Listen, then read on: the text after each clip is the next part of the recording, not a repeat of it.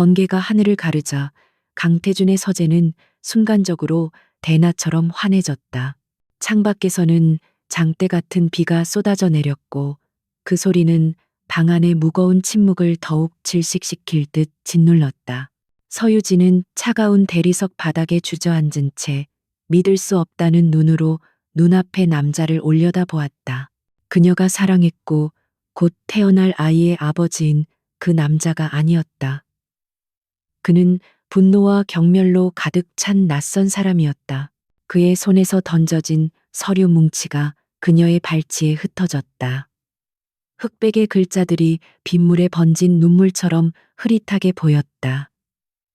유전자 검사 결과서, 그리고 그녀가 다른 남자와 다정하게 있는 것처럼 교묘하게 조작된 사진 몇 장. 그 모든 것이 그녀를 배신자로 낙인 찍고 있었다. 유진은 떨리는 손으로 배를 감쌌다. 뱃속의 작은 생명이 엄마의 불안을 느낀 듯 희미하게 움직였다. 강태준의 목소리는 천둥 소리보다 더 차갑게 그녀의 심장을 꿰뚫었다. 더 이상 변명할 생각 마라. 네 더러운 위선에 속아 넘어간 내가 바보였지. 감히 내 아이를 임신했다고 나를 속여? 이 집안에 발을 들여놓으려고 그런 수작을 부린 건가? 그의 모든 단어는 날카로운 비수가 되어 그녀의 가슴에 밝혔다. 사랑했던 남자의 입에서 나온 말이라고는 믿을 수 없을 만큼 잔인했다. 유진은 간신히 목소리를 쥐어짰다. 아니에요, 태준 씨. 이건 전부 오해예요. 함정이라고요. 저는 당신을 배신한 적 없어요. 이 아이는 분명 당신 아이란 말이에요. 그녀의 애원은 빗소리에 묻혀 힘없이 흩어졌다. 그의 눈에는 이미 그녀에 대한 어떤 신뢰도 남아있지 않았다. 그의 마음은 굳게 닫힌 강철 문과 같았다.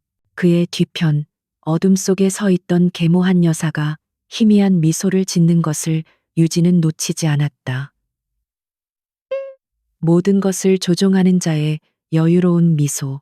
하지만 태주는 그 미소를 보지 못했다. 그는 오직 눈앞에 배신자를 향한 분노에 눈이 멀어 있었다.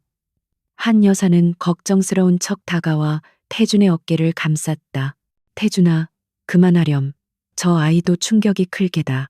그래도 어떻게 이런 짓을. 그 위선적인 동정은 오히려 태준의 분노에 기름을 부었다. 그는 유진의 팔을 거칠게 잡아 일으켰다. 임신한 몸으로 갑작스러운 힘에 휘청거리자 유진은 비명을 질렀다. 나가. 내 집에서, 내 인생에서 당장 사라져. 네가 낳을 그 아이, 내 자식으로 인정할 수 없으니 어디 가서 내 마음대로 해. 다시는 내 눈앞에 나타나지 마. 그는 그녀를 현관문 밖으로 무자비하게 끌고 갔다. 묵직한 참나무 문이 열리자 세찬 비바람이 안으로 몰아쳤다. 유진의 얇은 원피스가 순식간에 젖어들며 차가운 감촉이 살을 애는 듯했다. 그녀는 마지막 힘을 다해 그의 옷자락을 붙잡았다. 제발, 태준 씨, 제발, 이러지 마세요. 비가 이렇게 오는데 저는 갈 곳이 없어요. 우리 아기를 생각해서라도, 제발. 하지만 태주는 그녀의 손을 뿌리쳤다. 그의 눈빛은 얼음장처럼 차가웠고 그 안에는 일말의 동정심도 찾아볼 수 없었다. 내 아이이지 우리 아이가 아니야. 그 말이 마지막이었다. 그는 그녀를 집 밖으로 밀쳐내고 문을 닫아버렸다. 쾅하는 소리와 함께 그녀의 세상도 함께 무너져 내렸다. 유진은 차가운 빛 속에 홀로 남겨졌다. 거대한 저택의 불빛은 그녀 뒤에서 무정하게 빛나고 있었다. 불과 몇 시간 전까지만 해도 그녀의 따뜻한 보금자리였던 곳. 이제는 돌아갈 수 없는 성이 되어버렸다. 빗물이 눈물과 뒤섞여 뺨을 타고 흘러내렸다. 슬픔보다 더 큰 것은 배신감과 억울함이었다. 어떻게 그가, 그토록 사랑했던 그가 자신을 믿어주지 않을 수 있을까? 그녀는 비틀거리며 걸음을 옮겼다. 배를 감싼 손에 힘이 들어갔다. 아가야, 미안해. 엄마가 미안해. 마음속으로 몇 번이고 되뇌었다. 자신은 어떻게 되든 상관없었다. 하지만 이 아이만은 지켜야 했다. 그를 닮은 그들의 사랑의 결실인 이 아이만은 비록 그 아버지는 아이를 부정했지만 그녀에게는 세상의 전부였다. 서울의 부촌인 그 동네는 밤이 되자 인적이 끊겼다. 거센 빗줄기 속에서 그녀의 연약한 모습은 금방이라도 사라질 듯 위태로워 보였다. 지나는 차 하나 없었다. 그녀는 무작정 걷고 또 걸었다. 어디로 가야 할지, 무엇을 해야 할지 아무런 생각도 할 수 없었다. 머릿속은 텅 비었고 가슴은 갈기갈기 찢겨나간 듯 아팠다. 차가운 빗물에 체온이 급격히 떨어지기 시작했다. 임신한 몸은 평소보다 훨씬 더 많은 에너지를 필요로 했다. 현기증이 몰려왔다. 눈앞이 흐려지고 다리가 후들거렸다. 그녀는 더 이상 버틸 수 없다는 것을 직감했다. 아, 이대로 죽는 걸까? 뱃속의 아이와 함께 이 차가운 아스팔트 위에서 생을 마감하게 되는 걸까? 억울했다. 그 순간 멀리서 희미한 자동차 헤드라이트 불빛이 다가왔다.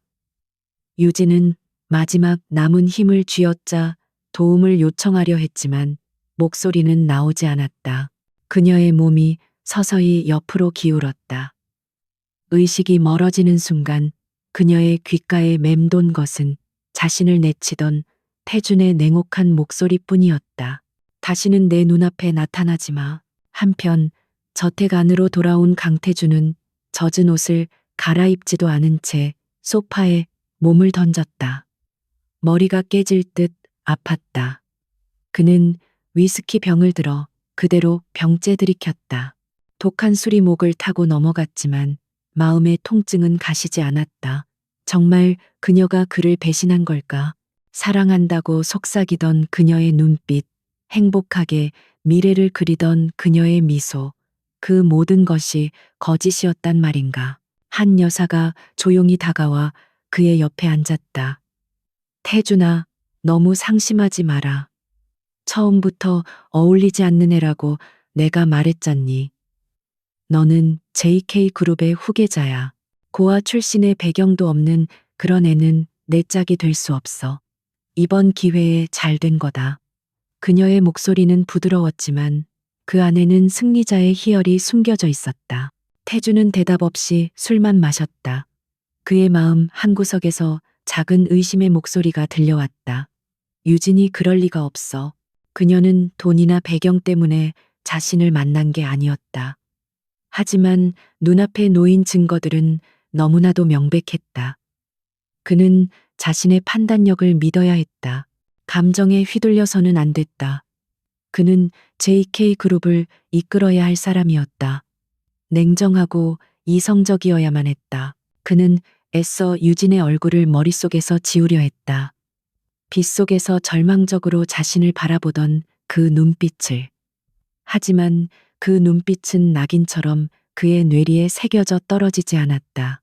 괴로움을 잊으려는 듯 그는 다시 위스키를 들이켰다. 창밖의 비바람은 더욱 거세지고 있었다. 그날 밤 강태주는 사랑을 잃었고 서유진은 세상을 잃었다. 차가운 아스팔트 바닥에 쓰러진 유진의 의식은 깊은 어둠 속으로 가라앉고 있었다. 빗소리가 점점 멀어지고 몸의 감각도 희미해졌다. 모든 것이 끝이라고 생각한 순간 누군가 그녀의 곁에 멈춰 섰다. 따뜻한 담요가 그녀의 몸을 감싸고 조심스럽게 그녀를 안아 올리는 손길이 느껴졌다. 그녀는 마지막 힘을 다해 눈을 떴다. 흐릿한 시야 속으로 인자해 보이는 한 중년 여성의 얼굴이 들어왔다. 그리고 그녀는 다시 깊은 잠에 빠져들었다. 유진은 다시 눈을 떴을 때 낯설지만 아늑한 방 안의 침대에 누워 있었다. 창밖은 아직 어두웠지만 빗소리는 잦아들어 있었다. 몸은 천근만근 무거웠지만 춥지는 않았다. 두꺼운 이불이 그녀를 덮고 있었고 젖었던 옷은 보송보송한 잠옷으로 갈아입혀져 있었다. 그녀는 조심스럽게 몸을 일으켜 앉았다. 그리고 가장 먼저 배에 손을 얹었다. 다행히 아이는 무사한 듯 했다. 방문이 조심스럽게 열리고 어젯밤 희미하게 보았던 중년 여성이 따뜻한 차를 들고 들어왔다. 아가씨, 정신이 좀 드시오? 어젯밤에 길에 쓰러져 있는 걸 보고 너무 놀랐소. 큰일 날 뻔했지. 일단 이걸 좀 마시고 몸 좀 녹이시오. 그녀는 김이 모락모락 나는 찻잔을 유진의 손에 쥐어주었다. 따뜻한 온기가 손을 통해 온몸으로 퍼져나갔다. 유진은 목이 메어 아무 말도 할 수 없었다. 그저 고개를 숙여 감사하다는 뜻을 전했다. 그녀는 자신을 구해준 여인의 친절에 눈물을 쏟았다. 세상이 모두 그녀에게 등을 돌렸다고 생각했는데 이렇게 따뜻한 손길이 남아 있었다니. 여인은 말없이 그녀의 등을 토닥여 주었다. 그녀의 투박하지만 따뜻한 손길에서 유진은 돌아가신 어머니의 온기를 느꼈다. 그녀는 며칠 동안 그 집에서 신세를 졌다. 여인은 시장에서 작은 식당을 운영하는 사람이었고 혼자 살고 있었다. 그녀는 유진에게 아무것도 묻지 않았다. 그저 묵묵히 따뜻한 밥을 차려주고 잠자리를 돌봐주었다. 유진은 그 시간 동안 몸을 추스르며 앞으로 어떻게 살아가야 할지 막막한 고민에 빠졌다. 강태준에게 돌아갈 수는 없었다. 그에게는 이미 자신이 배신자가 되어버렸으니까. 그녀에게 남은 것은 뱃속의 아이뿐이었다. 이 아이를 위해서라도 그녀는 살아야 했다. 강해져야만 했다. 더 이상 과거의 연약한 서유진으로 살 수는 없었다. 복수심이 가슴 깊은 곳에서부터 불타올랐다. 자신과 아이의 인생을 망가뜨린 사람들에게 반드시 대가를 치르게 할 것이다. 강태준, 그리고 그의 계모한 여사. 그녀는 두 사람의 얼굴을 떠올리며 입술을 깨물었다. 며칠 후 몸이 어느 정도 회복되자 유진은 여인에게 작별 인사를 고했다. 갈 곳은 정해지지 않았지만 더 이상 폐를 끼칠 수는 없었다. 여인은 그녀의 손에 얼마 되지 않는 돈을 쥐어주며 꼭 건강한 아이를 낳으라고, 힘들면 언제든 다시 찾아오라고 말했다. 유진은 눈물을 흘리며 몇 번이고 고개를 숙여 감사 인사를 했다. 그녀는 정처 없이 길을 나섰다. 주머니 속 낡은 휴대폰이 오랜만에 울렸다. 모르는 국제전화 번호였다. 망설이다 전화를 받자 수화기 너머로 낯선 남자의 목소리가 들려왔다. 서유진 씨 되십니까? 유진이 그렇다고 대답하자 남자는 잠시 말을 고르는 듯했다. 저는 미국 뉴욕에 있는 글로벌 인베스트먼트의 비서실장입니다. 저희 회장님께서 당신을 오랫동안 찾으셨습니다. 유진은 어리둥절했다. 회장님이요? 저는 그런 분을 모르는데요. 그러자 수화기 너머에서 깊은 한숨 소리와 함께 조금 더 나이 든 남자의 목소리가 들려왔다. 유진아, 나다, 아빠다. 그 목소리를 듣는 순간 유진은 온몸이 굳어버렸다. 아빠. 그녀가 아주 어렸을 때 헤어진 후 단 한 번도 만나지 못했던 아버지였다. 그녀는 아버지가 이미 세상을 떠난 줄로만 알고 있었다. 수화기 너머에서 들려온 아빠라는 단어는 서유진의 멈춰버린 세상에 던져진 작은 돌멩이 같았다. 파문이 일었다. 기억 저편으로 사라졌다고 믿었던 존재. 그녀의 삶에서 아주 오래전에 지워졌던 이름이었다. 어머니는 아버지가 사업 실패 후 가족을 버리고 떠났다고, 그리고 몇 년 뒤 사고로 세상을 떠났다고 말씀하셨다. 유진은 그 말을 한 번도 의심해 본 적이 없었다. 그녀의 침묵이 길어지자 전화기 너머의 목소리가 다급해졌다. 유진아, 나다. 정말 나야, 서진혁. 미안하다. 너무 늦게 연락해서 그동안 널 찾으려고 얼마나 애썼는지 모른다. 목소리에는 오랜 세월의 회한과 그리움이 짙게 배어 있었다. 유진은 혼란스러웠다. 이 상황을 어떻게 받아들여야 할지 알 수 없었다. 지금 그녀는 세상에서 가장 비참한 처지였다. 이런 순간에 갑자기 나타난 아버지가 구원일까? 아니면 또 다른 절망의 시작일까? 그녀는 떨리는 목소리로 겨우 물었다. 어떻게 살아계셨어요? 그리고 왜 이제야? 말끝을 맺지 못했다.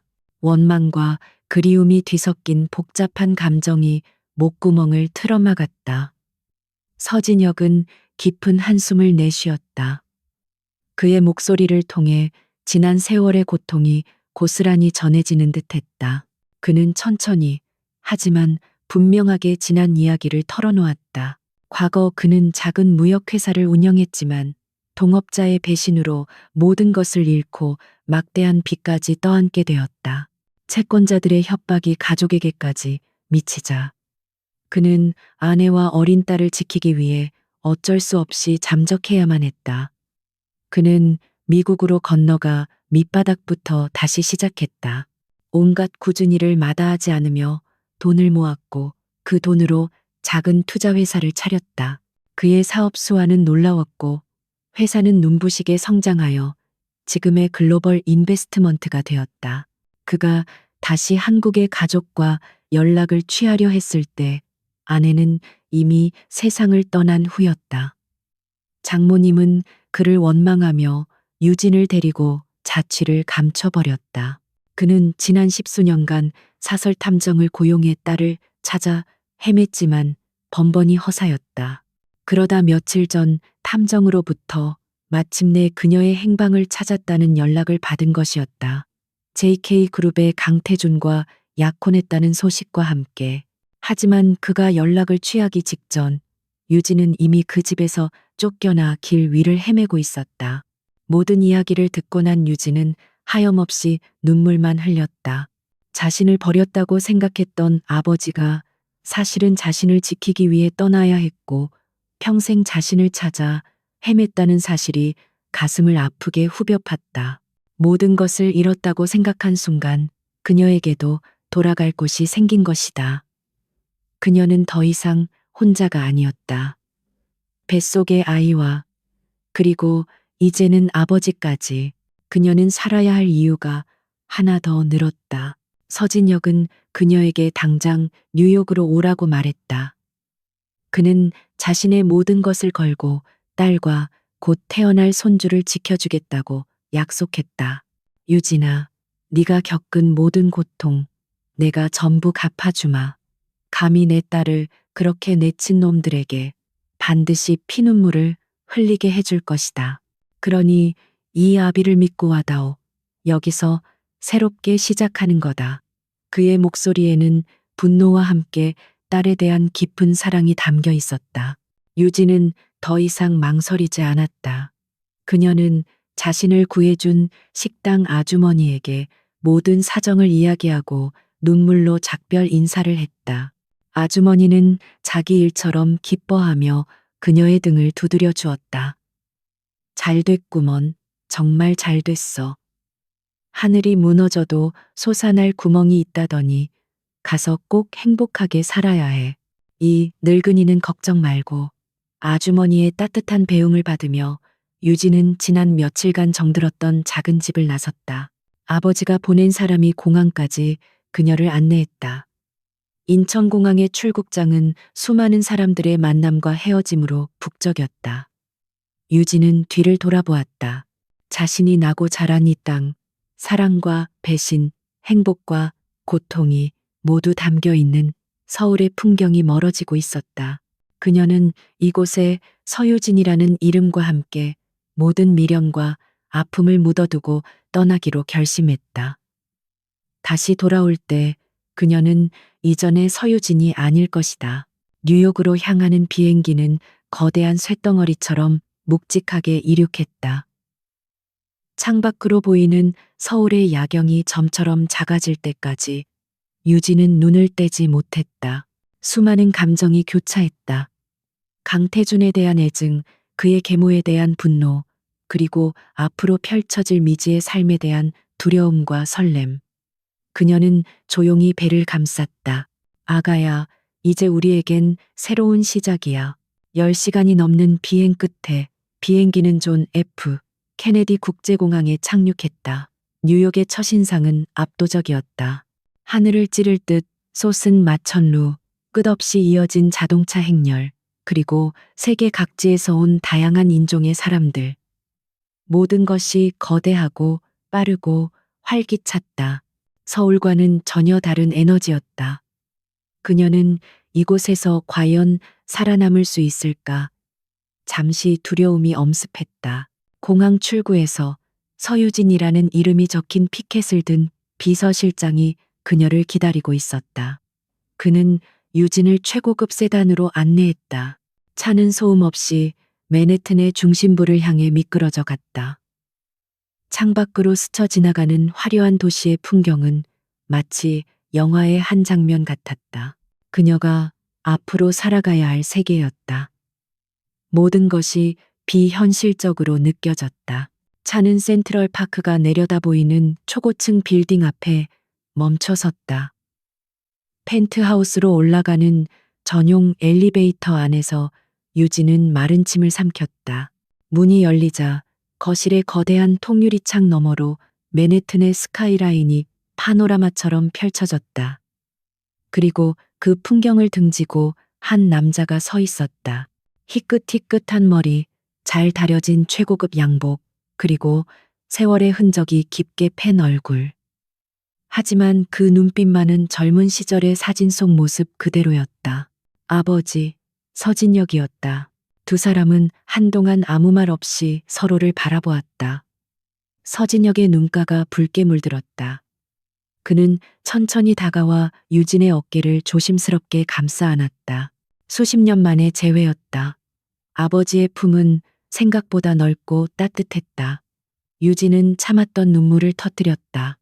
서러움, 안도감, 그리움이 뒤섞인 눈물이었다. 미안하다. 아빠가 너무 늦어서 정말 미안하다. 내 딸. 서진혁은 딸의 등을 토닥이며 계속해서 사과했다. 감격적인 재회가 끝나고 두 사람은 소파에 마주 앉았다. 서진혁은 유진의 배를 잠시 바라보았다. 그리고는 결심한 듯 단호한 목소리로 말했다. 유진아, 아니, 이제부터 너는 앨리스라는 이름으로 살게 될 거다. 서유진은 한국에 버리고 와. 이곳에서 너는 내 유일한 상속녀이자 글로벌 인베스트먼트의 후계자 앨리스 서가 되는 거야.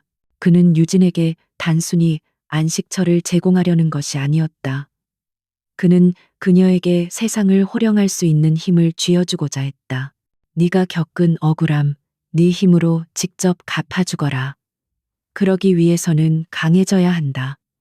누구도 얕볼 수 없고 누구도 감히 상처 입힐 수 없을 만큼 내가 가진 모든 지식과 경험 그리고 이 회사를 너에게 물려줄 것이다. 그걸 받아들일 준비가 되었느냐? 그의 눈빛은 한 기업의 총수다운 냉철함과 카리스마로 빛나고 있었다. 유진은 그의 눈을 똑바로 마주 보았다. 빗속을 헤매던 연약한 여인의 모습은 더 이상 없었다. 그녀의 눈에는 강한 의지와 도끼가 서려 있었다. 그녀는 자신과 아이를 지키기 위해 그리고 자신을 나락으로 떨어뜨린 자들에게 복수하기 위해 무엇이든 할 수 있었다. 네, 아버지, 받아들이겠어요. 그날 밤 유진은 펜트하우스의 침실 창가에 서서 잠들지 않는 도시의 야경을 내려다보았다. 화려한 불빛들이 마치 별처럼 쏟아져 내렸다. 그녀는 부드럽게 배를 쓰다듬었다. 뱃속의 아이는 그녀의 새로운 결심을 아는 듯 조용했다. 저 멀리 동쪽 하늘에서 서서히 여명이 밝아오고 있었다. 그것은 뉴욕의 아침을 여는 빛이자 그녀의 새로운 인생, 앨리스 서의 인생을 여는 첫 번째 새벽빛이었다. 차가운 복수를 위한 기나긴 여정이 이제 막 시작되고 있었다. 3년이라는 시간은 강물처럼 흘러 모든 것을 바꾸어 놓았다. 뉴욕 맨해튼의 심장부, 월스트리트의 마천루 숲속에 자리 잡은 글로벌 인베스트먼트의 최고층 회의실. 거대한 통유리창 너머로 자유의 여신상이 희미하게 보이는 이 방의 공기는 얼음장처럼 차가웠다. 길고 긴 테이블 끝에 앉은 한 여인이 그 냉기의 진원지였다.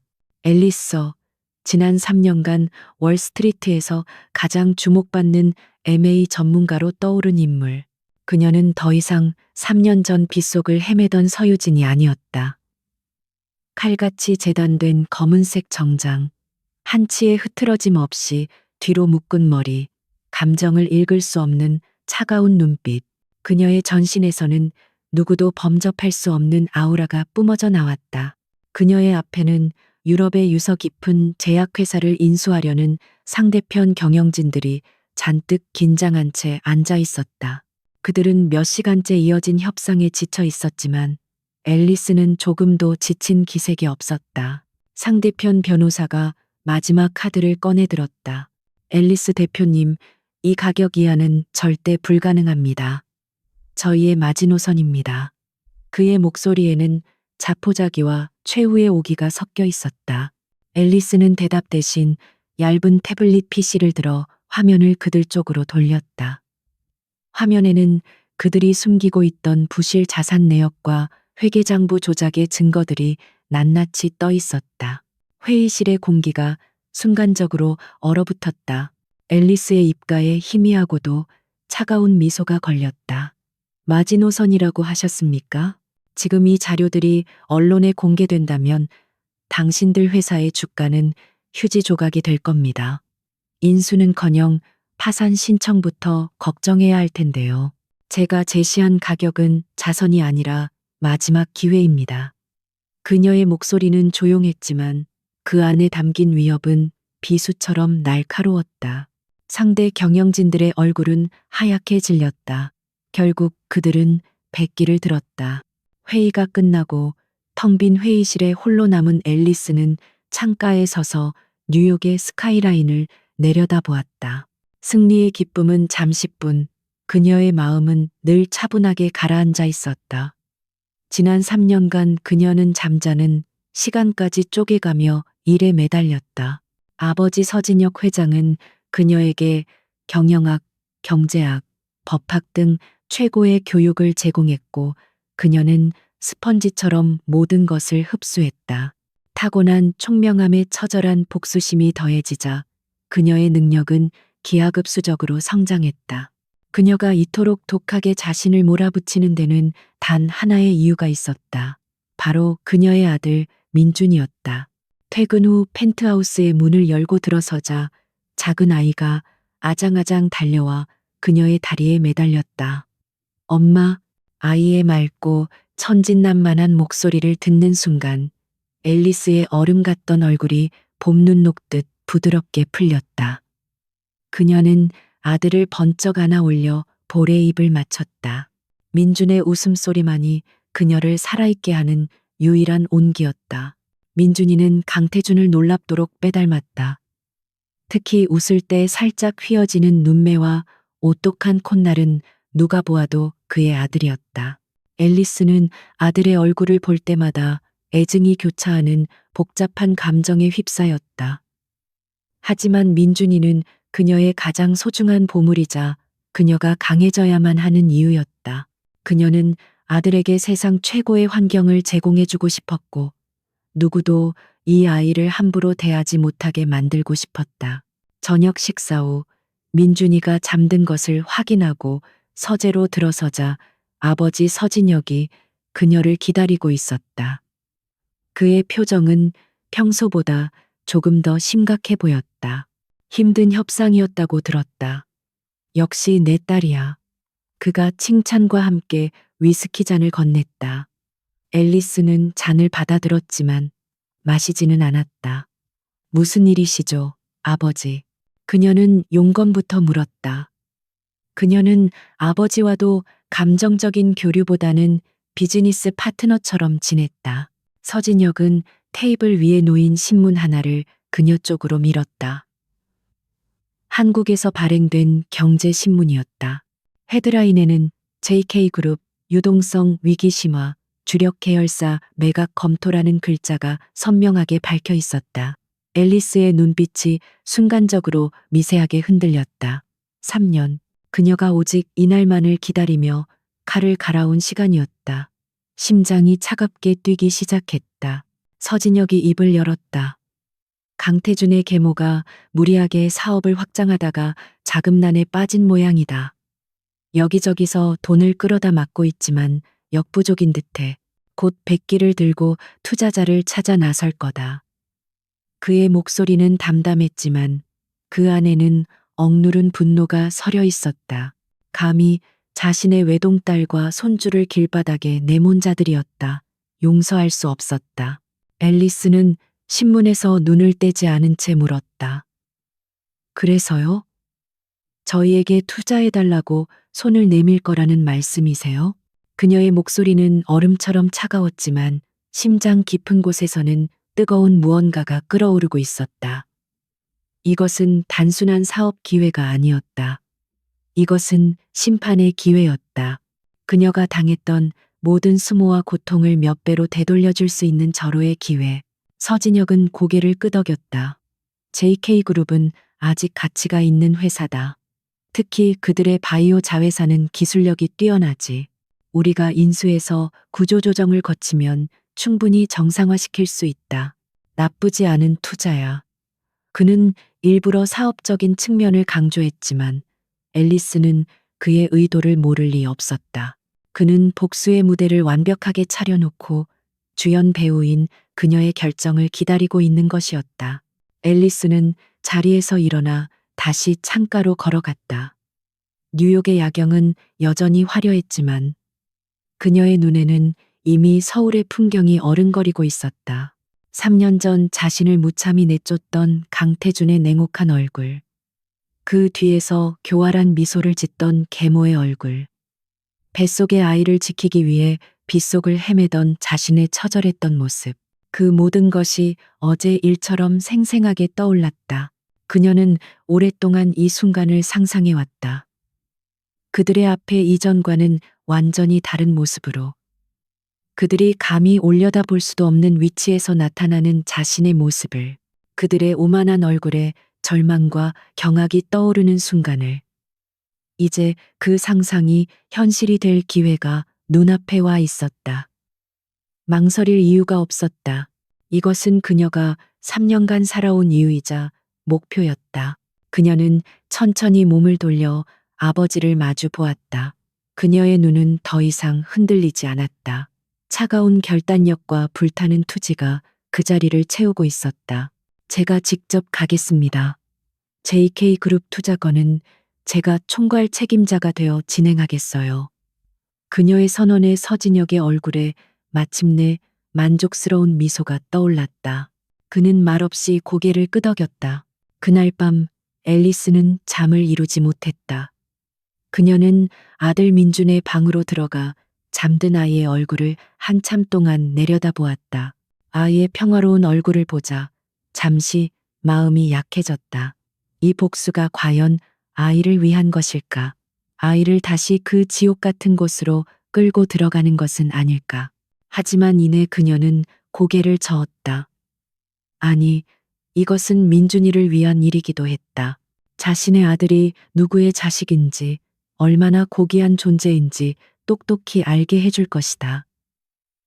아버지가 있다는 사실조차 모른 채 살아가게 할 수는 없었다. 그리고 강태준, 그에게도 알려주어야 했다. 자신이 어떤 보물을 제 발로 걷어찼는지 평생 후회하며 고통 속에서 살아가도록 만들어야 했다. 그것이 그녀가 내리는 가장 잔인한 복수가 될 터였다. 다음 날 아침 앨리스선은 비서실을 통해 한국행 비행기 티켓을 예약했다. 목적지에 도착하면 그녀를 기다리고 있는 것은 과거의 상처와 마주해야 하는 잔인한 현실일 것이다. 하지만 그녀는 두렵지 않았다. 3년 전 그녀는 모든 것을 잃었다. 이제는 그녀가 모든 것을 되찾아올 차례였다. 비행기가 이륙 준비를 하는 동안 그녀는 창밖을 보며 조용히 읊조렸다. 기다려, 강태준. 이제 게임은 내가 시작해. JK그룹 본사 32층에 위치한 대회의실은 폭풍전야처럼 무거운 긴장감에 휩싸여 있었다. 타원형의 거대한 마호가니 테이블을 둘러싼 이사진들의 얼굴에는 불안과 초조함이 역력했다. 회사의 명운을 좌우할 새로운 대주주, 미국의 글로벌 인베스트먼트에서 파견된 신임 대표이사를 기다리는 자리였다. 그들은 구원자를 기다리면서도 동시에 자신들의 자리를 위협할 정복자를 맞이하는 심정이었다. 강태주는 테이블의 한쪽 끝에 앉아 굳은 표정으로 펜을 돌리고 있었다. 지난 3년간 회사는 계모한 여사의 무리한 사업 확장과 방만한 경영으로 인해 최악의 자금난에 시달렸다. 결국 주력 계열사의 경영권을 넘기는 조건으로 간신히 투자를 유치했다. 굴욕적이었지만 그룹 전체의 붕괴를 막기 위해서는 어쩔 수 없는 선택이었다. 그는 이제부터 이름도 얼굴도 모르는 누군가의 밑에서 일해야 했다. 회의실 문이 소리 없이 열리고 구두굽 소리가 대리석 바닥에 또렷하게 울려 퍼졌다. 모두의 시선이 문 쪽으로 쏠렸다. 그들은 당연히 월스트리트에서 잔뼈가 굵은 백발의 노신사나 냉혹해 보이는 중년의 남성을 예상했다. 하지만 회의실로 들어선 사람은 그들의 예상을 완전히 빗나간 인물이었다. 날카로운 라인의 검은색 스커트 정장을 입은 젊은 여성이었다. 그녀는 마치 런웨이를 걷는 모델처럼 당당하고 거침없는 걸음으로 회의실 안으로 들어섰다. 굽 높은 스틸레토 힐은 그녀의 자신감을 대변하는 듯 규칙적인 소리를 냈다. 한치의 오차도 없이 단정하게 묶어 올린 머리, 화장기 없는 얼굴에도 불구하고 뚜렷한 이목구비는 숨막히는 아름다움을 발산했다. 그러나 그 아름다움보다 더 시선을 끄는 것은 그녀의 눈빛이었다. 모든 것을 꿰뚫어 볼 듯한 얼음장처럼 차갑고 깊이를 알 수 없는 눈빛. 이 사진들은 순간적으로 넋을 잃고 그녀를 바라보았다. 몇몇은 저런 젊은 여자가 뭘 할 수 있겠냐는 듯 경멸적인 시선을 보내기도 했다. 강태준 역시 예상치 못한 인물의 등장에 미간을 찌푸렸다. 하지만 그녀에게서 뿜어져 나오는 압도적인 카리스마에 그는 본능적인 위기감을 느꼈다. 저 여자는 보통 내기가 아니다. 그가 그런 생각을 하는 사이 그녀는 자연스럽게 테이블의 상석, 회장석으로 걸어가 멈춰섰다. 그녀를 따라 들어온 글로벌 인베스트먼트의 법무팀장이 이 사진들을 향해 정중하게 고개를 숙이며 입을 열었다. 오래 기다리셨습니다. 여러분께 JK바이오의 새로운 경영을 책임지실 신임 대표 이사님을 소개합니다. 글로벌 인베스트먼트의 MA 부문 총괄 대표 앨리스 서 이리스 CEO이십니다. 앨리스 서라는 이름이 회의실에 울려 퍼지는 순간 공기는 완전히 얼어붙었다. 모두의 얼굴에 경악과 불신이 떠올랐다. 고작 대표 대리인이나 실무진일 거라 생각했던 젊은 여성이 자신들의 목줄을 쥔 새로운 주인이었다. 앨리스는 자신에게 쏟아지는 수십 개의 시선을 아무렇지 않게 받아내며 천천히 자리에 앉았다. 그녀의 시선이 회의실을 한 바퀴 돌았다.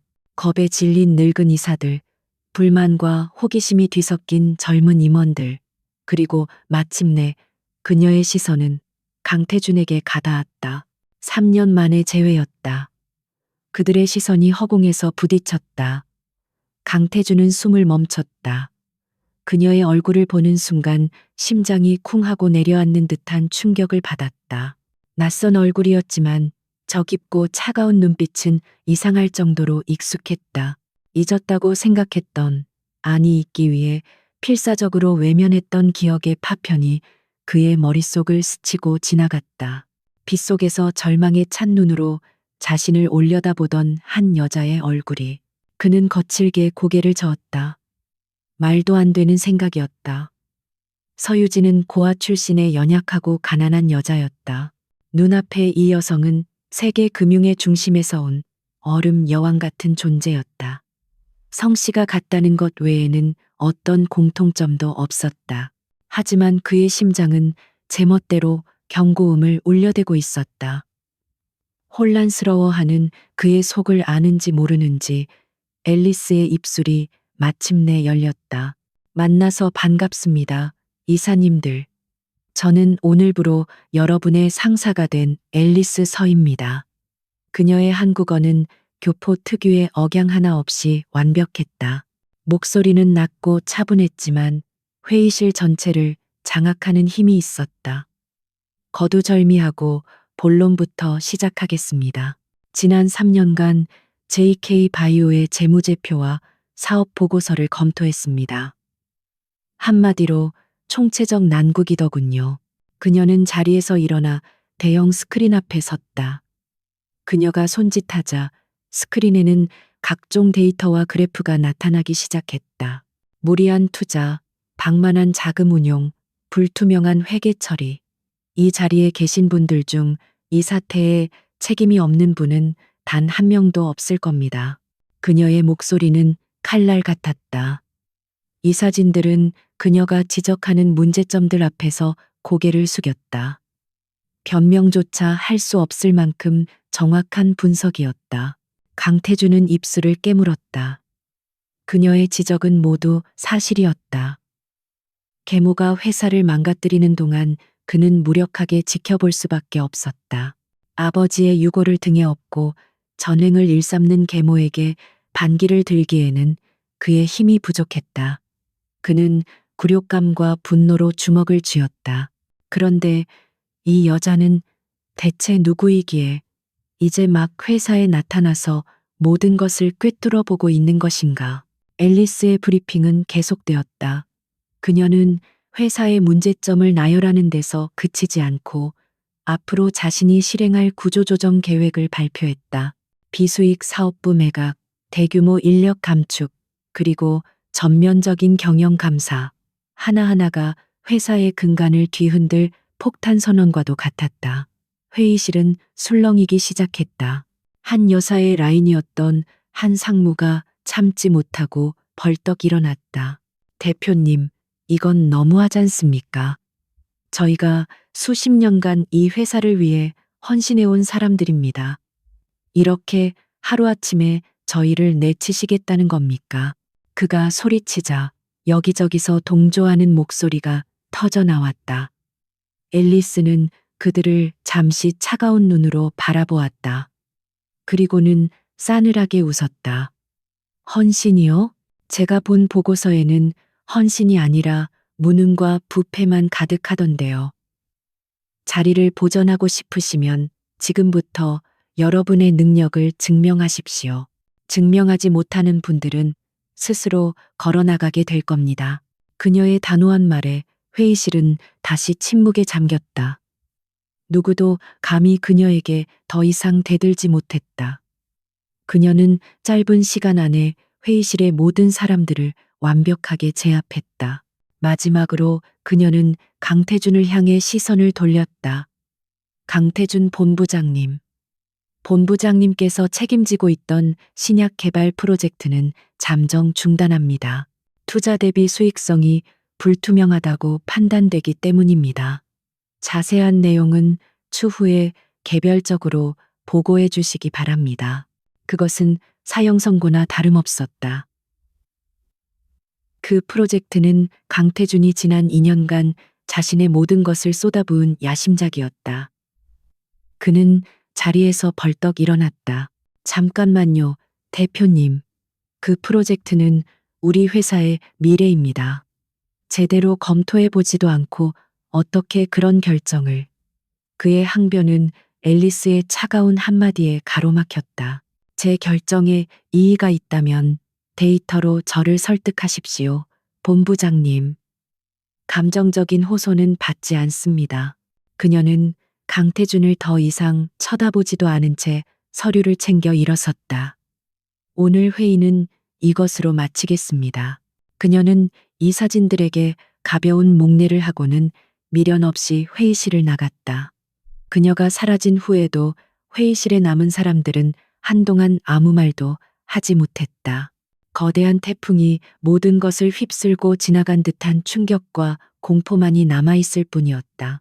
강태주는 멍하니 그녀가 사라진 문을 바라보았다. 머릿속이 터질 것처럼 복잡했다. 굴욕감, 분노, 그리고 정체를 알 수 없는 혼란스러움. 그는 자리로 돌아와 주저앉았다. 책상 위에 놓인 그녀의 이름표, 에리스우라는 글자가 그의 눈을 찔렀다. 서스우, 그는 왜 자꾸만 이 성씨의 가슴이 철렁거리는 것일까? 3년 전 그가 자신의 손으로 무참히 짓밟고 내버렸던 그 이름, 서유진. 그녀와 눈앞의 이 얼음 여왕은 절대로 동일 인물일 리 없었다.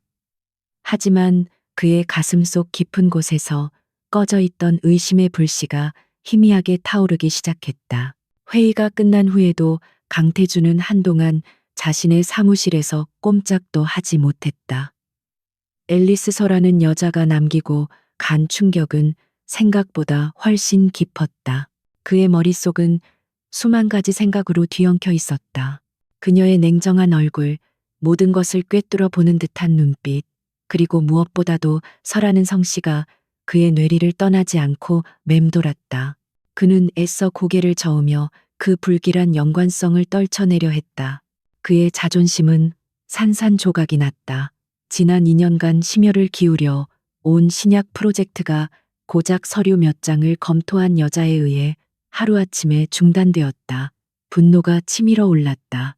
그는 당장이라도 그녀의 사무실로 쳐들어가 멱살이라도 잡고 싶었지만 그럴 수 없었다.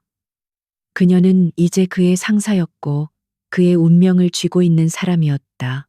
그는 무력감의 주먹으로 책상을 내리쳤다. 주말 내내 그는 일에 몰두하려 했지만 집중할 수 없었다.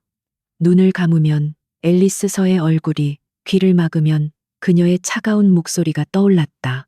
그는 미칠 것만 같았다. 답답한 마음에 그는 차를 몰아 무작정 밖으로 나갔다. 특별한 목적지는 없었다. 그저 복잡한 머리를 식히고 싶었을 뿐이다.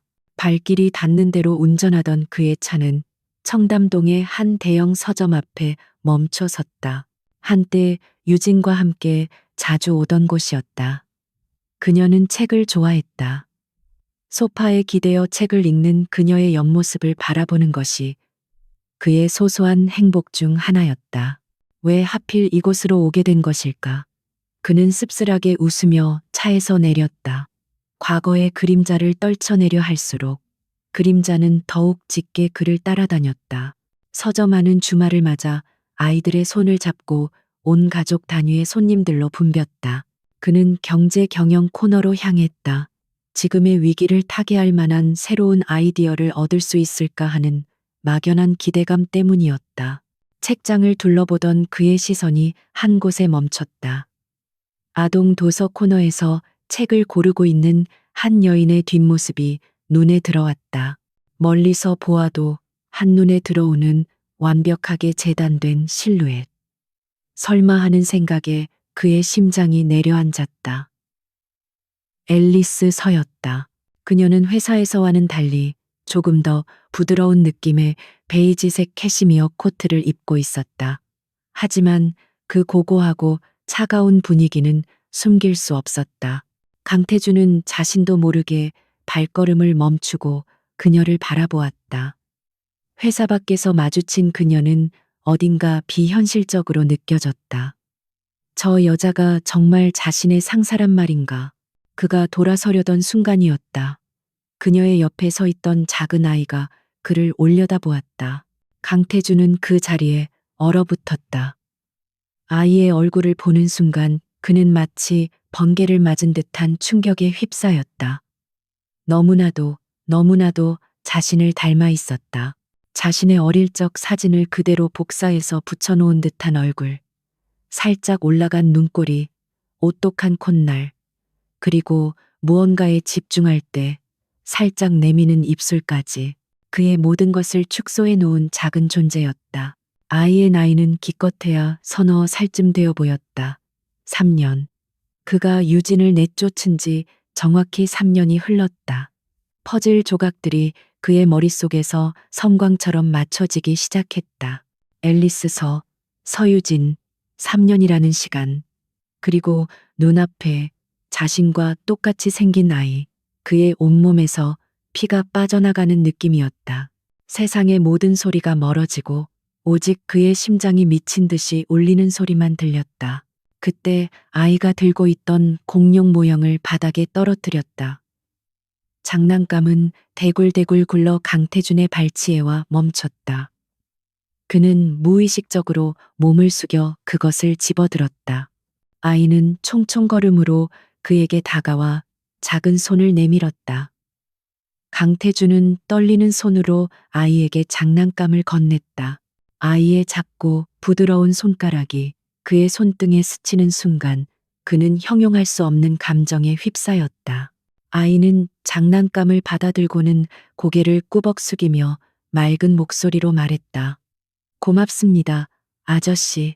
아저씨라는 그 평범한 호칭이 강태준의 심장을 예리한 칼처럼 찔렀다.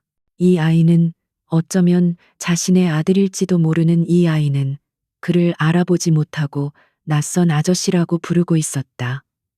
모든 것이 자신의 죄 때문이었다. 그때서야 앨리스가 아이를 찾아 고개를 돌렸다. 그녀는 강태준을 발견하고는 순간적으로 표정이 굳었다. 그녀의 눈빛이 미세하게 흔들리는 것을 그는 놓치지 않았다. 하지만 그것도 잠시 그녀는 이내 평소의 얼음 같은 무표정으로 돌아왔다. 그녀는 아이에게 다가와 어깨를 감쌌다. 그 행동은 마치 자신의 소유물을 지키려는 어미 동물처럼 방어적이고 경계심이 가득했다. 민준아, 낯선 사람에게 함부로 다가가는 거 아니라고 했지. 그녀의 목소리는 아이에게 말하는 것 치고는 너무나 차가웠다. 그녀는 강태준에게는 눈길도 주지 않은 채 아이의 손을 잡고 그 자리를 떠나려 했다. 강태준은 다급하게 그녀를 불렀다. 잠깐만요, 대표님. 그의 목소리는 심하게 떨리고 있었다. 앨리스는 마지못해 걸음을 멈추고 그를 돌아보았다. 그녀의 눈에는 어떠한 감정도 담겨 있지 않았다. 오직 왜 부르냐는 듯한 사무적인 냉담함만이 가득했다. 강태준은 무슨 말을 해야 할지 알 수 없었다. 저 아이는 누구냐고 물어야 할까? 당신은 누구냐고 물어야 할까? 하지만 어떤 질문도 섣불리 입 밖으로 꺼낼 수 없었다. 그의 입술이 몇 번이고 달싹거렸지만 결국 아무 말도 나오지 않았다. 그의 혼란스러운 모습을 잠시 지켜보던 앨리스는 경멸이 섞인 희미한 미소를 지었다. 그리고는 아무 일도 없었다는 듯 아이의 손을 잡고 계산대 쪽으로 사라져 버렸다. 강태준은 멍하니 그들이 사라진 자리를 지켜보았다. 앨리스의 마지막 그 미소는 마치 이제야 알겠어? 하지만 이미 늦었어라고 말하는 것만 같았다. 그는 온몸에 힘이 빠져나가는 것을 느끼며 근처의 책장에 몸을 기댔다. 그날 밤 그는 비틀거리는 걸음으로 집에 돌아와 서재의 가장 깊숙한 곳에 처박아 두었던 낡은 앨범을 꺼냈다. 먼지를 털어내고 앨범을 펼치자 빛바랜 사진 속에 어린아이가 그를 바라보고 있었다. 5살 생일날 아버지와 함께 찍은 사진이었다. 오늘 서점에서 보았던 그 아이와 소름 끼치도록 똑같은 얼굴. 강태준은 앨범을 든 채 그 자리에 주저앉았다. 의심은 이제 확신이 되어 그의 심장을 옥죄어 왔다. 서유진, 그녀가 돌아온 것이다. 앨리스 서라는 이름으로 자신을 파멸시킬 수 있는 막강한 힘을 가지고서, 그리고 그녀의 곁에는 그가 3년 전 자신의 핏줄이 아니라며 모질게 부정했던 아들이 있었다. 그는 자신의 어리석음과 잔인함에 치를 떨었다. 빗속에서 울부짖던 유진의 마지막 모습이 떠올랐다. 그녀는 진실을 말하고 있었던 것이다. 그는 자신의 손으로 자신의 행복을, 자신의 아들을, 그리고 사랑했던 여자를 내친 것이었다. 이제 와서 후회한들 무슨 소용이 있을까? 그녀는 더 이상 과거의 유진이 아니었다. 그녀는 복수를 위해 돌아온 여신이었고, 그는 그녀의 발 아래 놓인 심판의 대상일 뿐이었다. 강태주는 고통스러운 신음을 터뜨리며 머리를 감싸 쥐었다. 기나긴 악몽의 시작이었다. 이제 그는 자신이 저지른 과거의 대가를 치러야만 했다.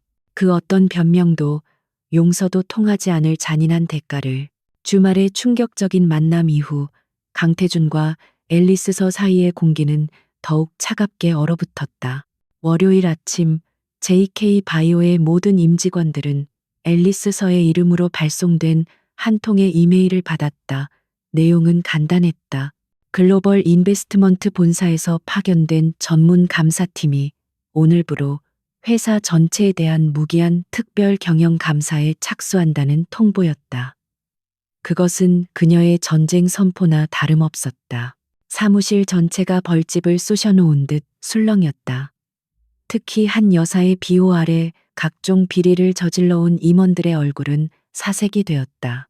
그들은 앨리스서가 단순히 경영권을 장악하는 것을 넘어 회사의 뿌리부터 뒤흔들어 자신의 사람들로 채우려는 의도임을 직감했다. 이것은 단순한 구조조정이 아니라 피해 숙청의 서막이었다. 저항의 움직임이 물밑에서부터 꿈틀거리기 시작했다. 반발의 중심에는 마케팅 부문을 총괄하는 박상무가 있었다. 그는 한 여사의 최측근으로 지난 몇 년간 회사의 자금을 빼돌려 자신의 배를 불려온 인물이었다. 그는 다른 이사들을 규합하여 앨리스의 독단적인 경영에 대해 집단으로 반발할 계획을 세웠다. 감사에 필요한 자료 제출을 의도적으로 지연시키고 부서 간의 비협조를 조장하며 그녀의 발을 묶어두려 했다. 앨리스는 그들의 유치한 저항을 이미 예상하고 있었다는 듯 조금도 동요하지 않았다. 그녀는 자신의 사무실에서 뉴욕에서 데려온 감사팀장과 마주 앉아 있었다. 팀장은 곤란한 표정으로 보고했다. 대표님, 예상대로 자료 제출이 거의 이루어지지 않고 있습니다. 다들 약속이라도 한 듯 모르쇠로 일관하고 있습니다. 앨리스는 펜 끝으로 테이블을 가볍게 두드리며 잠시 생각에 잠겼다. 그녀의 입가에 차가운 미소가 스쳤다. 뱀을 잡으려면 굴을 통째로 파헤칠 필요는 없죠. 가장 크고 독이 강한 놈의 머리만 정확히 노리면 나머지는 알아서 흩어지게 되어 있습니다. 그녀는 박상무의 개인 파일과 그가 최근 몇 년간 결제한 모든 서류 목록을 화면에 띄웠다. 그녀는 이미 한국에 오기 전부터 JK그룹의 내부 사정을 손바닥 보듯 꿰뚫고 있었다. 한편 강태준은 자신의 프로젝트 팀원들을 독려하며 앨리스에게 제출할 보고서를 준비하고 있었다. 개인적인 감정은 잠시 접어두어야 했다. 그는 어떻게든 신약 프로젝트의 가치를 증명해서 그녀의 결정을 되돌려야만 했다. 며칠 밤을 세워가며 방대한 양의 데이터와 임상시험 결과, 그리고 미래 수익성 분석 자료를 완벽하게 정리했다. 그는 이 자료라면 그 얼음 같은 여자라도 설득할 수 있으리라 믿었다. 결전의 날, 강태준은 두꺼운 보고서를 들고 대표이사실에 문을 두드렸다. 앨리스는 그를 안으로 들였다. 그녀의 거대한 사무실은 어떤 사적인 물건도 없이 차갑고 미니멀한 공간이었다. 마치 그녀 자신을 그대로 보여주는 듯했다. 강태준은 그녀의 맞은편 의자에 앉아 준비해온 브리핑을 시작했다. 그는 프로젝트의 기술적 우위와 시장의 잠재력에 대해 열정적으로 설명했다. 앨리스는 팔짱을 낀 채 아무 말 없이 그의 발표를 끝까지 들었다. 그녀의 무표정한 얼굴에서는 어떤 생각도 읽을 수 없었다. 발표가 끝나자 강태준은 긴장된 마음으로 그녀의 평가를 기다렸다. 잠시 침묵이 흘렀다. 앨리스는 자리에서 일어나 창가로 걸어갔다. 도시의 전경을 내려다보던 그녀가 마침내 입을 열었다. 보고서는 인상적이군요, 강 본부장. 당신의 열정은 인정하겠습니다. 순간 강태준의 얼굴에 희미한 희망이 스쳤다. 하지만 그녀의 다음 말은 그 희망을 무참히 짓밟아 버렸다. 하지만 가장 중요한 것이 빠져 있군요. 그녀가 몸을 돌려 그를 똑바로 쳐다보았다. 리스크 관리 계획. 이 프로젝트가 실패했을 경우 회사가 감당해야 할 손실에 대한 분석이 전혀 없습니다. 당신은 장밋빛 미래만 보고 있지. 발밑의 절벽은 보지 못하고 있어요. 그녀는 책상으로 돌아와 태블릿 PC를 그에게 내밀었다. 화면에는 그의 보고서가 분석된 데이터가 떠 있었다. 그녀는 그의 데이터가 가진 허점과 논리적 비약을 정확하게 지적해냈다. 그것은 강태준이 미처 생각하지 못했거나 의도적으로 외면했던 부분들이었다. 그는 아무런 반박도 할 수 없었다. 전문성 앞에서 그의 열정은 무력했다. 그는 그녀의 능력에 압도당했다. 굴욕감에 휩싸인 채 사무실을 나서려던 강태준에게 앨리스가 나지막이 말했다. 강 본부장, 당신은 이 회사의 오너 아들이라는 사실을 잊으십시오. 지금부터는 당신의 실력만으로 제게 증명해야 할 겁니다. 이 프로젝트를 살리고 싶다면 제가 납득할 수 있는 완벽한 사업 계획서를 다시 가져오세요. 그녀의 말은 차가웠지만 이상하게도 그 안에는 아주 작은 기회의 문이 열려 있는 듯한 느낌을 주었다. 그날 이후 강태준은 앨리스서라는 여자를 다시 보게 되었다. 그녀는 단순히 권력을 휘두르는 폭군이 아니었다. 그녀의 모든 결정은 철저한 데이터와 냉철한 분석에 기반하고 있었다. 특히 그녀가 내부 저항 세력을 다루는 방식은 감탄이 나올 정도였다. 그녀는 박상무의 발악에도 아랑곳하지 않고 회계장부의 작은 흐름 하나를 추적하여 그가 수년간 저질러온 횡령과 배임의 증거를 찾아냈다. 어느 날 오후 감사팀 직원들과 법무팀 직원들이 박상무의 사무실에 들이닥쳤다. 그들은 모든 서류와 컴퓨터를 압수했고 박상무는 그 자리에서 대기 발령 조치를 받았다. 회사는 발칵 뒤집혔다. 앨리스는 긴급 이사회를 소집하여 박상무의 비리, 증거를 모든 임원들 앞에서 공개했다. 그녀는 그를 해고하는 것에서 그치지 않고 형사 고발까지 진행하겠다고 선언했다. 그녀의 단호하고 무자비한 일 처리에 더 이상 누구도 감히 저항할 엄두를 내지 못했다. 그녀에게 반기를 들었던 다른 이사들은 앞다투어 그녀에게 충성을 맹세했다. 그녀는 단 며칠 만에 회사의 모든 권력을 완벽하게 장악했다. 강태준은 이 모든 과정을 지켜보며 복잡한 감정에 휩싸였다. 그녀의 방식은 잔인했지만 회사를 좀먹던 암적인 존재를 도려내는 과정이기도 했다. 그녀는 사적인 복수와 공적인 개혁을 동시에 진행하고 있었다. 그러던 어느 날 밤 야근을 하던 강태준은 우연히 대표 이사실의 불이 아직 켜져 있는 것을 발견했다. 망설이다가 다가간 그는 문틈으로 새어나오는 그녀의 목소리를 들었다. 그녀는 영상 통화를 하고 있었다. 응, 민준아, 엄마 일하고 있어. 우리 아들 밥은 잘 먹었고? 할아버지 말씀 잘 듣고 있어야 해. 엄마 금방 갈게. 사랑해. 아이와 통화하는 그녀의 목소리는 그가 단 한 번도 들어본 적 없는 세상에서 가장 부드럽고 따뜻한 음색이었다. 강태준은 그 자리에 얼어붙었다. 얼음 여왕 같던 그녀에게도 저런 모습이 있었다. 아들 앞에서는 평범한 엄마일 뿐이었다. 그는 가슴이 미어지는 듯한 고통을 느꼈다. 저 따뜻한 목소리를 들을 자격이 있었던 사람은 바로 자신이었다.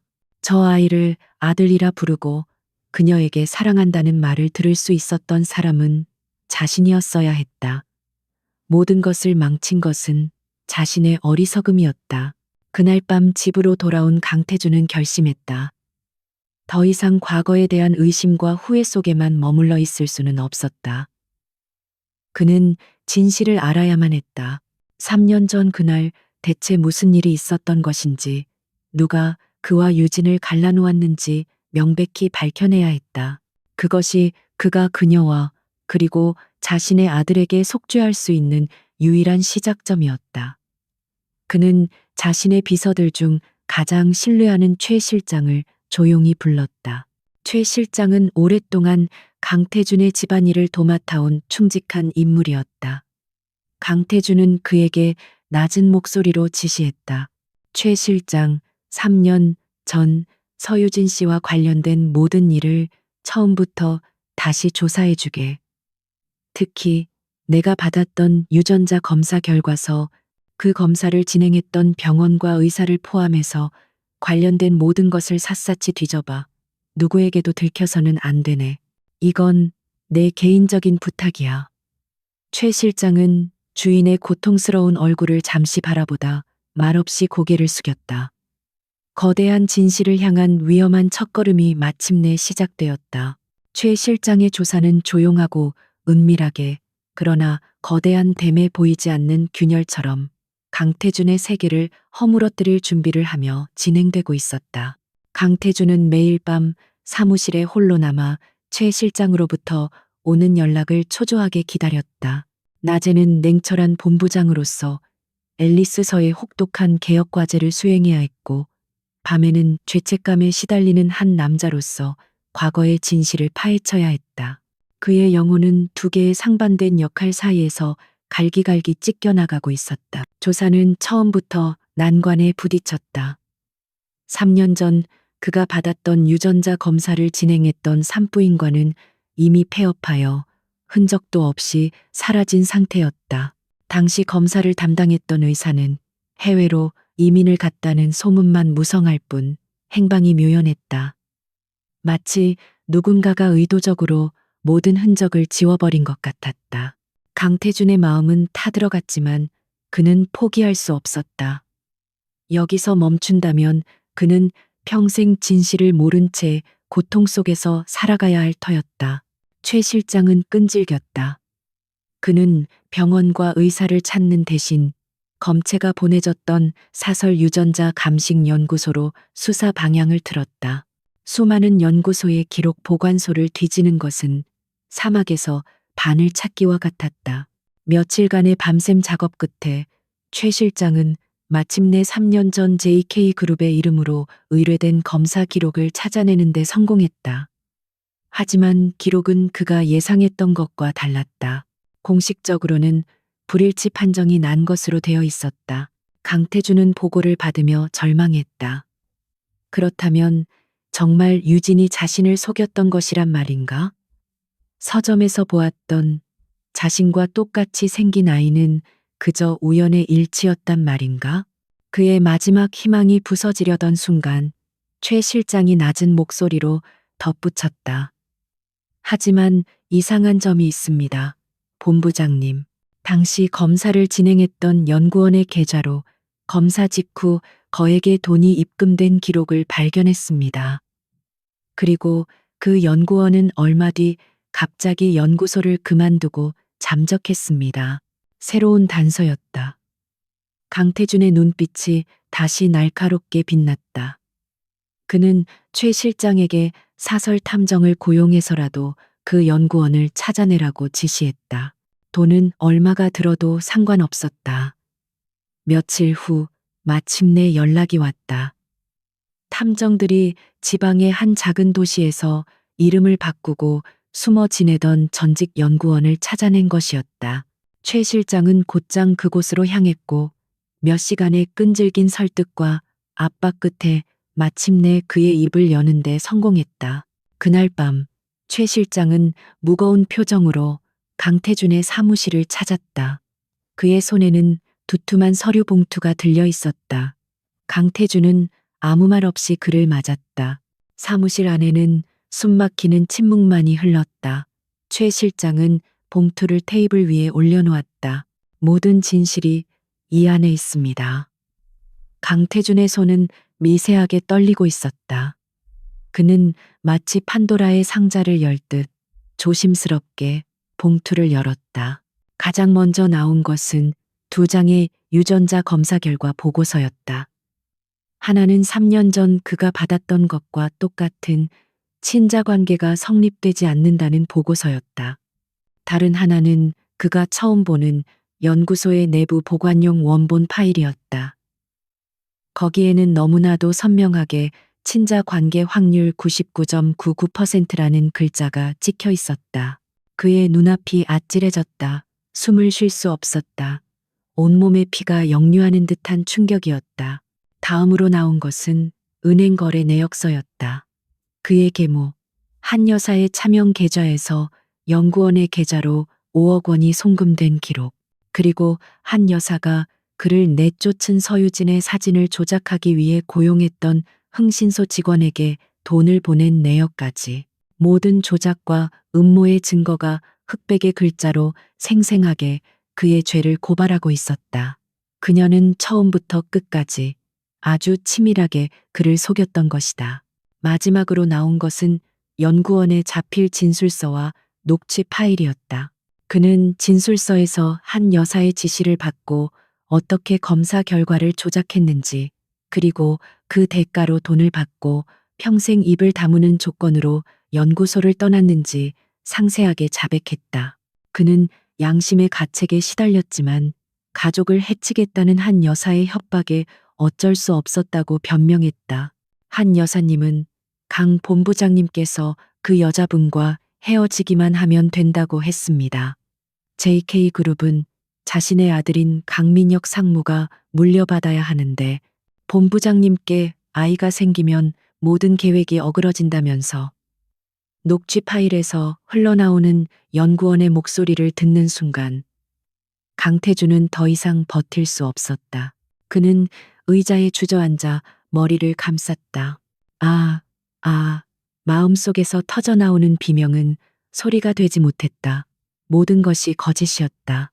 유진의 배신도, 아이가 자신의 핏줄이 아니라는 사실도 모두가 계모가 꾸며낸 잔인한 연극이었다. 그는 그 연극의 주연 배우가 되어 제 손으로 사랑하는 여자를 난도질하고 자신의 아이를 세상에 없는 존재로 만들어버린 것이었다. 3년 전 그날 밤 빗속에서 애원하던 유진의 얼굴이 눈앞에 선명하게 떠올랐다. 태준 씨, 이건 함정이에요. 저는 당신을 배신한 적 없어요. 이 아이는 당신 아이란 말이에요. 그녀의 절규가 그의 귓가에 메아리 쳤다. 그는 그녀의 말을 믿어주지 않았다.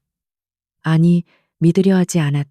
질투와 배신감에 눈이 멀어 그는 가장 소중한 것을 제 발로 걷어차 버렸다. 그는 살인자나 다름없었다. 그는 유진의 영혼을 죽였고 태어날 아이의 아버지가 될 자격을 스스로 박탈했다. 후회와 죄책감이 거대한 해일처럼 그를 덮쳤다. 그는 자리에서 일어나 비틀거리며 창가로 다가갔다. 통유리창에 비친 자신의 모습이 낯설고 혐오스러웠다. 저 얼굴로 어떻게 유진을, 아니 이제는 앨리스가 된 그녀를 마주할 수 있을까? 저 더러운 손으로 어떻게 자신의 아들을 안아줄 수 있을까? 그는 인간이 아니었다. 그는 용서받을 자격이 없는 쓰레기였다. 그날 밤 서울에는 3년 전 그날처럼 차가운 비가 내리고 있었다. 강태주는 서재에 틀어박혀 위스키 병을 비웠다. 술에 취할수록 정신은 오히려 더 또렷해졌다. 고통은 조금도 줄어들지 않고 심장을 도려내는 듯한 아픔만 더욱 선명해졌다. 그는 지난 3년간 자신이 얼마나 어리석고 오만한 삶을 살아왔는지 깨달았다. 그는 진실을 볼 수 있는 눈과 사랑을 믿을 수 있는 마음을 모두 잃어버렸었다. 그는 책상 서랍에서 작은 벨벳 상자를 꺼냈다. 그 안에는 유진에게 청혼하려다 끝내 건네주지 못했던 반지가 들어있었다. 다이아몬드는 어둠 속에서도 영롱하게 빛났지만 이제는 그 빛이 그의 죄를 비추는 것만 같아 고통스러웠다. 그는 반지를 손에 쥔 채 흐느꼈다. 어른이 된 이후 처음으로 터져나온 통곡이었다. 이제 그는 모든 것을 되돌려야 했다. 하지만 어떻게? 이미 엎질러진 물이었다. 그녀가 겪었을 고통과 시간을 그가 어떻게 감히 보상할 수 있단 말인가. 무력감과 절망이 그의 온몸을 짓눌렀다. 그는 밤새도록 자신의 죄를 곱씹으며 지옥 같은 시간을 보냈다. 동이틀 무렵 그의 눈은 핏발이 서 있었지만 그 안에는 이전과 다른 무서운 결심이 자리 잡고 있었다. Sự thật là một lưỡi dao hai lưỡi. Một mặt, nó có thể cắt đứt những sợi dây rối trá đã mục nát. Mặt khác, nó cũng có thể đâm sâu vào những vết sẹo cũ, khiến chúng chảy máu trở lại. 강태준은 그 칼을 손에 쥔 채 아버지 강 회장이 요양 중인 가평의 별장으로 향했다. 더 이상 지체할 수 없었다. 이 거짓된 평화, 이 위선적인 가족 관계를 끝장내야만 했다. 별장의 거실은 늘 그렇듯 고요하고 평화로웠다. 벽난로에서는 장작이 타닥거리며 타고 있었고 창밖으로는 북한강의 잔잔한 물결이 보였다. 병세로 인해 회사 경영에서 물러나 있던 강 회장은 소파에 앉아 담요를 덮고 책을 읽고 있었다. 그의 곁에는 계모한 여사가 다정한 아내인 척 과일을 깎고 있었다. 그녀의 아들 강민혁 상무도 마침 와 있었다. 위선으로 가득 찬 완벽한 가족의 모습이었다. 강태준의 등장은 그 평화를 깨뜨렸다. 그의 얼굴에는 평소의 냉철함 대신 폭풍전야의 어두운 기운이 감돌았다. 한 여사는 놀란 척하며 일어섰다. 어머, 태준아, 웬일이니 연락도 없이. 그녀의 목소리는 꿀처럼 달콤했지만 그녀의 눈은 순간적으로 경계심을 드러냈다. 강태준은 그녀의 인사를 무시한 채 곧장 아버지에게로 걸어갔다. 그는 말없이 최 실장에게서 받은 서류 봉투를 아버 앞에 탁자 위에 쏟아부었다. 하얀 종이들이 탁자 위로 흩어졌다. 2개의 유전자 검사 결과서, 은행거래 내역, 흥신소 계약서, 그리고 연구원에 잡힐 진술서까지. 한 여사의 얼굴이 순식간에 하얗게 질렸다. 그녀는 본능적으로 위험을 감지하고 자리에서 일어났다. 이게 다 뭐냐, 태준아.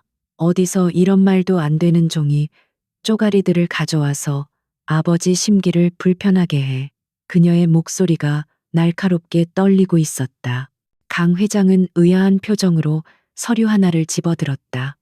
친자 관계 확률 99.99%. 그리고 바로 옆에 놓인 그가 3년 전에 보았던 불일치 보고서. 그의 눈빛이 흔들리기 시작했다. 그는 떨리는 손으로 다른 서류들을 차례로 확인했다. 한 여사의 차명 계좌에서 빠져나간 거액의 돈, 모든 음모의 증거들. 거실의 공기가 급속도로 차가워졌다. 강태준은 얼음처럼 차가운 목소리로 입을 열었다. 그의 시선은 아버지가 아닌 한 여사를 향해 있었다. 3년 전 당신이 내게 보여준 모든 것은 거짓이었습니다. 유진 씨는 나를 배신하지 않았고 그 아이는 내 아들이었습니다. 그의 모든 단어는 망치가 되어 한 여사의 가슴을 내리쳤다. 그녀는 비틀거리며 뒷걸음질 쳤다. 무슨 소리야. 네가 지금 저런 쓰레기 같은 서류 몇 장을 믿고 내 어미를 의심하는 거니? 그 여자가 널 홀린 거야. 그녀의 발악에 강태준은 싸늘하게 웃었다. 어미? 내 어머니는 20년 전에 돌아가셨소. 당신은 그저 아버지의 재산을 노리고 이 집에 들어온 사기꾼일 뿐이지. 그의 독설에 한 여사는 이성을 잃고 소리쳤다. 그래, 내가 했다. 그래서 뭐, 고아 출신의 근본도 없는 계집애가 감히 내 아들 자리를 넘보는 걸 내가 어떻게 가만히 보고만 있어. 모든 건 JK를 위해서였어. 너처럼 감정에 휘둘리는 놈은 이 그룹을 이끌 자격이 없어. 그 순간이었다. 짝 하는 날카로운 소리가 거실을 울렸다. 모두의 시선이 한 곳으로 쏠렸다. 병약하게 앉아만 있던 강 회장이 어느새 일어나 한 여사의 뺨을 거세게 후려친 것이었다. 그의 눈은 평생 본 적 없는 분노로 이글거리고 있었다. 이 악독한 것. 네가 감히 내 아들과 내 손주를 갈라놓아? 네가 인간이냐? 그의 목소리는 배신감으로 부들부들 떨리고 있었다. 한 여사는 맞은 뺨을 감싸 쥐고 주저앉았다. 모든 것이 끝났다는 것을 직감했다. 강 회장은 비서에게 전화를 걸어 당장 변호사를 부르라고 소리쳤다. 당장 이 집에서 나가. 내 눈앞에서 사라져. 너와 내 아들에게는 단 한 푼도 줄 수 없어. 당장 쫓아내. 거실은 순식간에 아수라장이 되었다. 강태준은 그 모든 광경을 무표정하게 지켜보았다. 승리감은 없었다. 오직 공허함과 함께 이제 시작이라는 무거운 책임감만이 그의 어깨를 짓눌렀다. 그날 밤 강태준은 JK 바이오 본사 빌딩의 꼭대기 대표 이사실의 문 앞에 섰다. 그는 낮에 있었던 일을 보고하기 위해 온 것이 아니었다. 그는 심판을 받기 위해, 참회를 하기 위해 이곳에 왔다. 심호흡을 한 그는 문을 두드렸다. 안에서 들어오라는 짧고 차가운 허락이 떨어졌다. 앨리스는 서류 더미에 얼굴을 묻고 있었다. 그의 등장에도 그녀는 고개조차 들지 않았다. 무슨 일이죠, 강 본부장, 이 시간에. 그녀의 목소리는 여느 때와 마찬가지로 사무적이었다. 강태준은 대답 대신 그녀의 책상 앞으로 걸어가 낮에 아버지에게 보여주었던 것과 똑같은 서류 사본을 조용히 내려놓았다. 앨리스의 손이 순간 멈칫했다.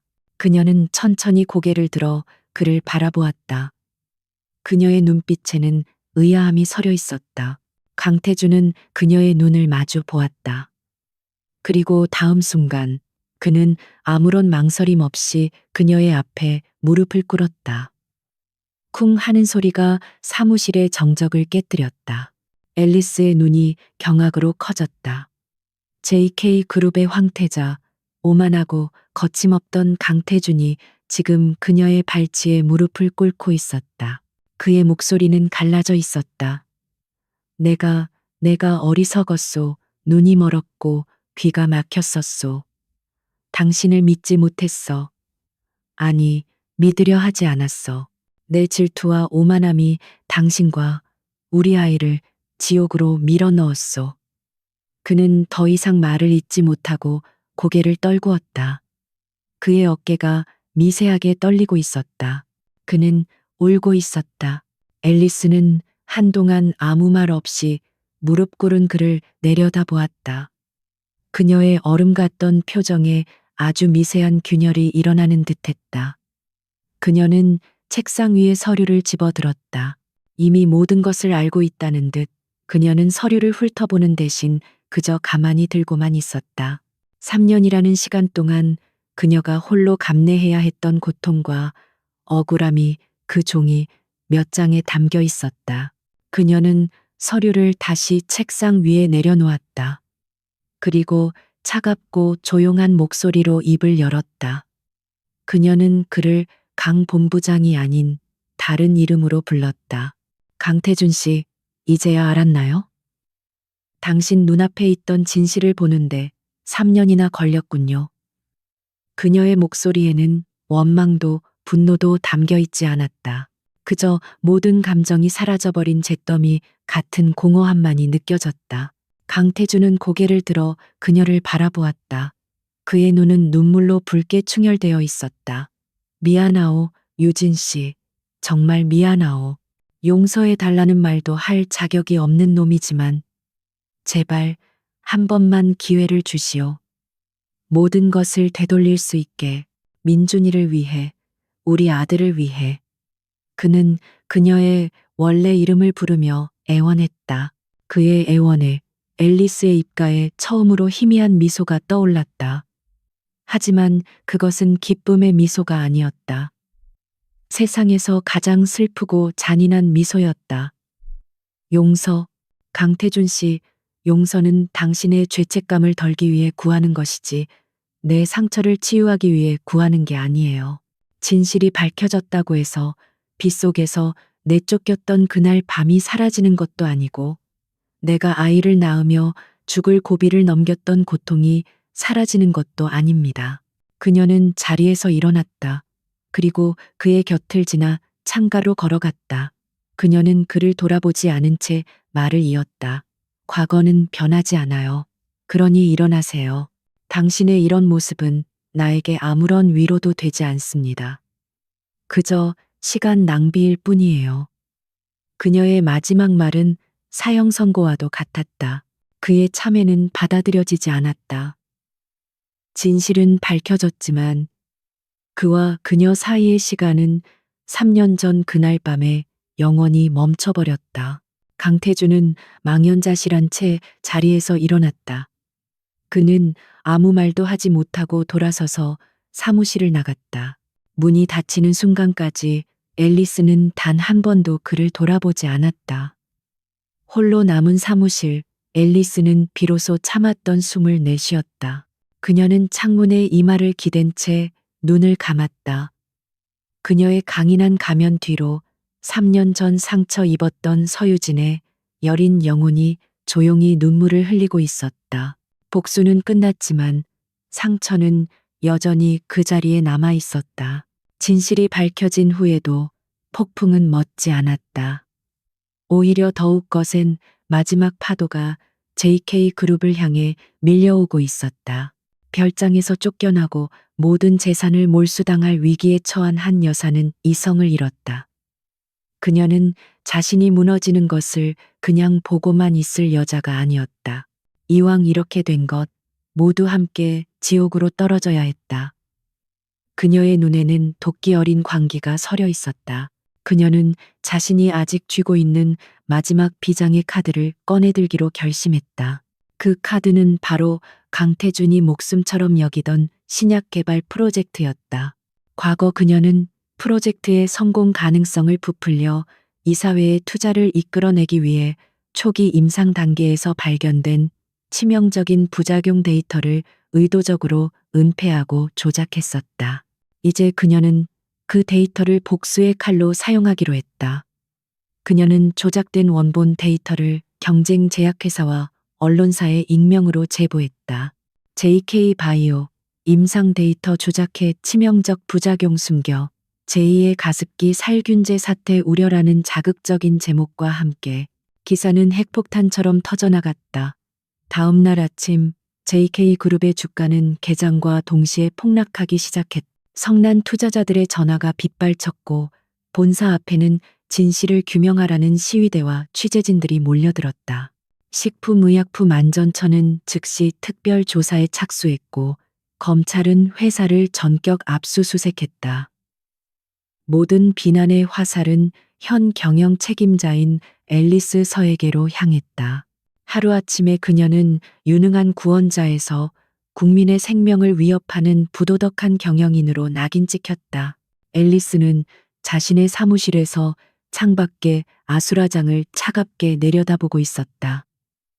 그녀는 이것이 누구의 소행인지 즉시 알아차렸다. 막다른 길에 몰린 쥐가 마지막으로 물어뜯는 발악이었다. 하지만 그 공격은 생각보다 훨씬 치명적이었다. 강태준이 수정에서 가져온 사업 계획서의 데이터를 신뢰하여 프로젝트의 조건부 재개를 승인한 것은 바로 자신이었다. 법적인 책임은 온전히 그녀에게 있었다. 최악의 경우 그녀는 실형을 살 수도 있었다. 그때 대표이사실의 문이 거칠게 열리고 강태준이 뛰어들어왔다. 그의 얼굴은 하얗게 질려 있었다. 이건 함정입니다. 계모가 꾸민 짓이에요. 데이터가 조작된 겁니다. 그는 다급하게 외쳤다. 앨리스는 그를 돌아보았다. 그녀의 눈은 놀라울 정도로 침착했다. 알고 있어요.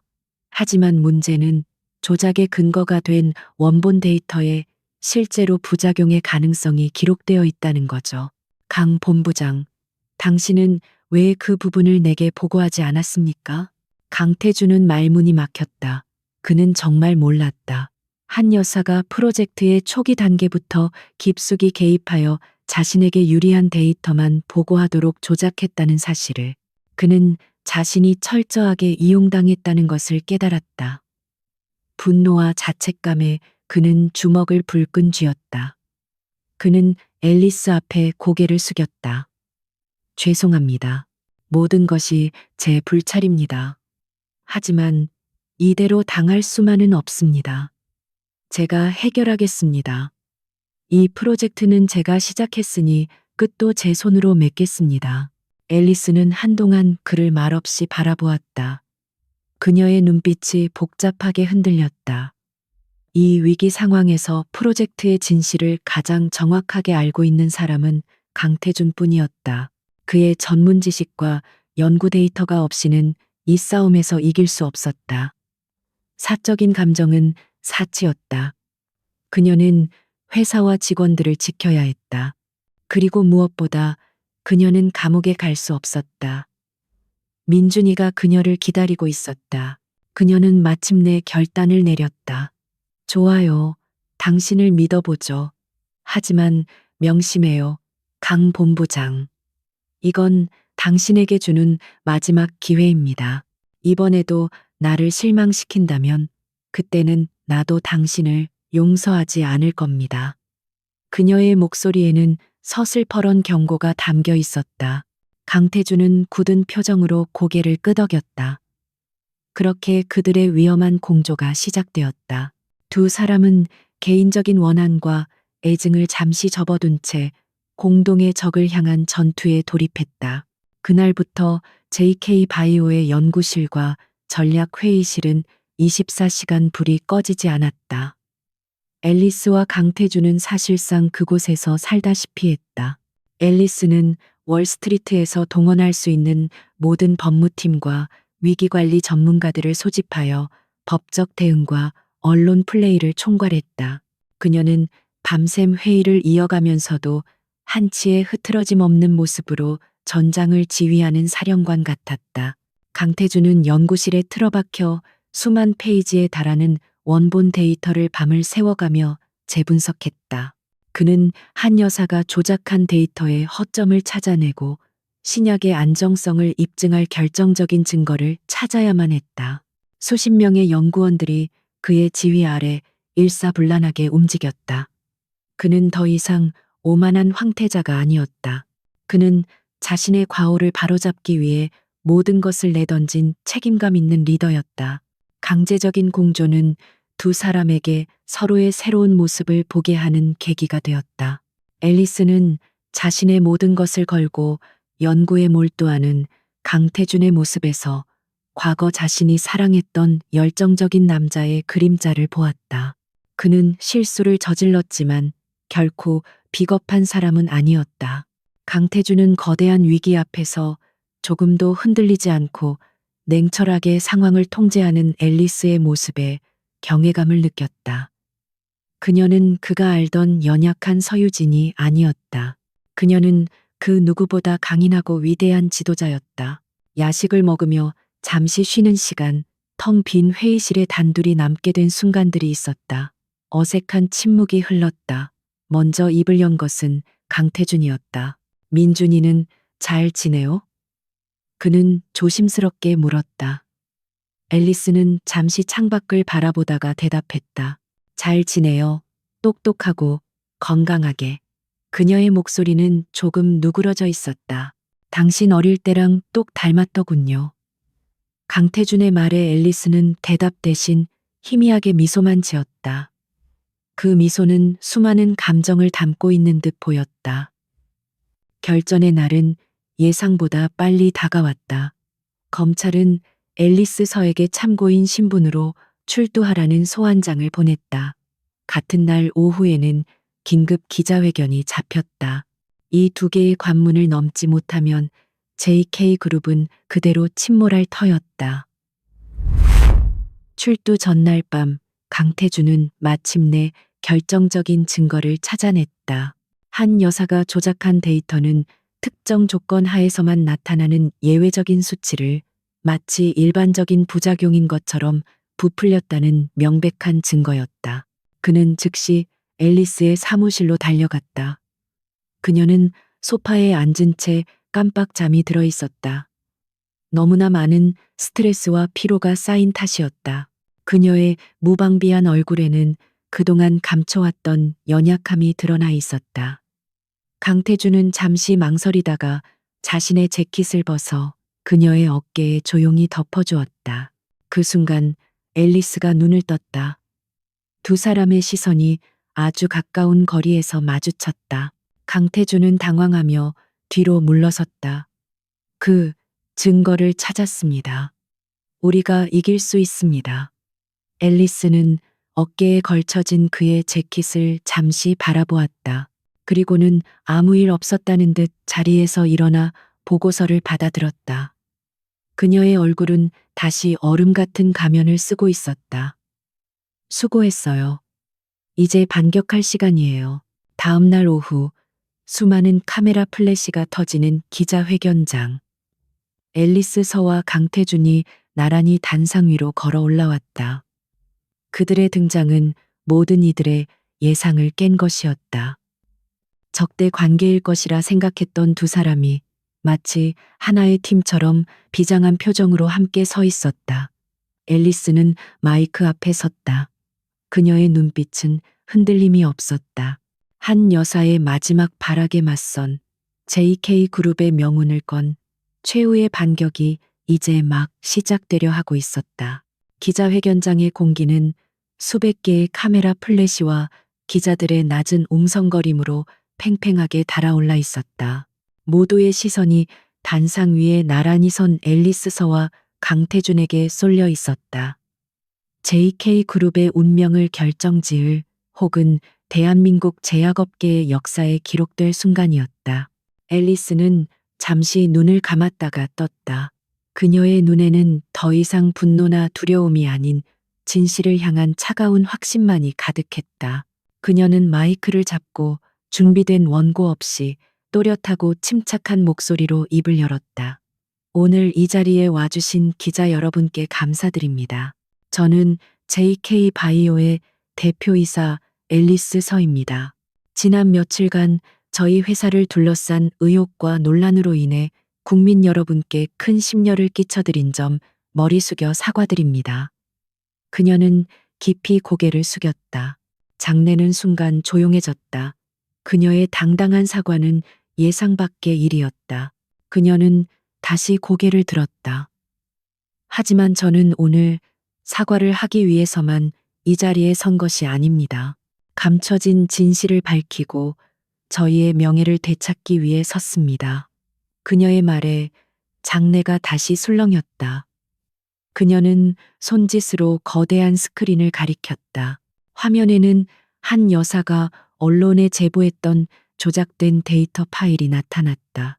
이것이 논란의 시작이 된 데이터입니다. 이 데이터는 분명 저희 연구실에서 나온 것이 맞습니다. 하지만 이것은 전체의 일부를 악의적으로 왜곡한 결과물입니다. 그녀의 지시에 따라 화면이 바뀌었다.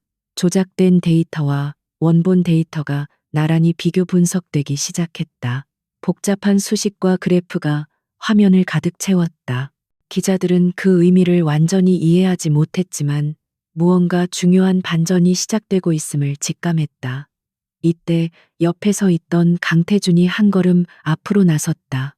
그는 연구 책임자로서 전문적인 용어를 최대한 쉽게 풀어가며 데이터의 진실을 설명하기 시작했다. 저희 신약은 특정 희귀 유전자를 가진 환자군에게서 초기 투약 시 일시적인 간 수치 상승 반응이 나타날 수 있습니다. 제보된 데이터는 바로 이 극소수 사례의 수치만을 극단적으로 부풀려 마치 모든 환자에게 치명적인 부작용이 발생하는 것처럼 조작한 것입니다. 그는 이어서 지난 3년간 축적된 방대한 임상시험 데이터를 공개했다. 데이터는 신약이 99% 이상의 환자에게서 안정적이고 획기적인 치료 효과를 보였음을 명백하게 증명하고 있었다. 그의 설명은 논리정연했고 진심이 담겨 있었다. 그는 자신의 과오를 인정하는 것도 잊지 않았다. 이러한 데이터 조작의 빌미를 제공한 것은 초기의 프로젝트를 관리 감독했던 저의 불찰입니다. 이 자리를 빌려 깊이 사죄드립니다. 하지만 저희 연구원들의 땀과 노력, 그리고 신약의 가치까지 폄훼되는 것은 결코 용납할 수 없습니다. 그의 진솔한 고백에 기자들 사이에서도 작은 동요가 일었다. 앨리스가 그의 말을 이어받았다. 그녀의 목소리는 이제 칼날처럼 날카로워졌다. 그렇다면 누가, 왜 이런 짓을 벌였을까요? 그녀는 스크린의 한 여사와 그녀가 매수한 연구원, 그리고 경쟁사 임원이 비밀리에 접촉하는 모습이 담긴 CCTV 영상과 녹취 파일을 재생시켰다. 이번 사태는 전임 경영진의 일부 세력이 경영권 분쟁에서 밀려나자 회사에 의도적으로 타격을 입히기 위해 벌인 파렴치한 범죄 행위입니다. 저희는 이 모든 증거 자료를 검찰에 제출했으며 관련자 전원을 고발 조치했습니다. 기자회견장은 충격과 경악으로 완전히 뒤집어졌다. 이것은 단순한 경영 비리가 아니라 한 기업을 무너뜨리기 위한 거대한 음모였다. 질문이 쏟아졌고 앨리스와 강태주는 모든 질문에 막힘없이 그리고 당당하게 답변했다. 그들의 완벽한 공조는 위기에 빠졌던 JK 그룹을 구하는 결정적인 한 방이 되었다. 그날 오후 여론은 완전히 돌아섰다. 한 여사와 그 일당은 긴급 체포되었고 법의 엄중한 심판을 받게 되었다. 폭풍이 지나간 후 JK 그룹에는 서서히 평화가 찾아왔다. 주가는 안정을 되찾았고 신약 프로젝트는 식약처의 재심사를 통과하여 마침내 시판 허가를 받았다. 모든 것이 제자리를 찾아가는 듯했다. 모든 일이 마무리된 날 강태주는 앨리스에게 사직서를 제출했다. 앨리스는 의아한 표정으로 그를 바라보았다. 이게 무슨 뜻이죠? 강태주는 씁쓸하지만 담담한 미소를 지었다. 저는 이 자리에 있을 자격이 없습니다. 그동안은 회사를 구해야 한다는 책임감 때문에 버텼지만 이제는 제 죄의 대가를 치러야 할 시간입니다. 처음부터 다시 시작하겠습니다. 제 힘으로 당신과 민준이에게 부끄럽지 않은 사람이 될 수 있을 때 그때 다시 돌아오겠습니다. 그의 눈빛은 진지했다. 그녀는 그의 결심이 얼마나 굳은 것인지 알 수 있었다. 그녀는 말없이 그의 사직서를 받아들였다. 그 후로 강태주는 회사에서 사라졌다. 그는 아버지에게서 물려받을 모든 재산에 대한 상속 포기 각서를 쓰고 집을 나왔다. 그는 작은 오피스텔을 얻어 혼자 살기 시작했다. 그는 더 이상 JK그룹의 본부장이 아니었다. 그는 그저 강태준, 자신의 과거를 속죄해야 하는 한 남자일 뿐이었다. 그는 매주 주말 민준이가 다니는 유치원 근처의 공원을 찾았다. 그는 멀리서 그네를 타는 아이를 그저 바라보기만 했다. 섣불리 다가갈 수 없었다.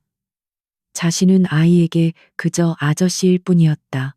그러던 어느 날 민준이가 놀다가 넘어져 무릎이 까졌다. 아이가 울음을 터뜨리자 강태주는 자신도 모르게 달려가 아이를 일으켜 세웠다. 그는 서툰 솜씨로 아이의 무릎을 털어주고 주머니에 있던 밴드를 붙여주었다. 민준이는 울음을 그치고 동그란 눈으로 그를 올려다보았다. 고맙습니다, 아저씨. 그 한마디에 강태주는 가슴이 미어지는 것 같았다. 앨리스는 그 모든 광경을 차 안에서 지켜보고 있었다.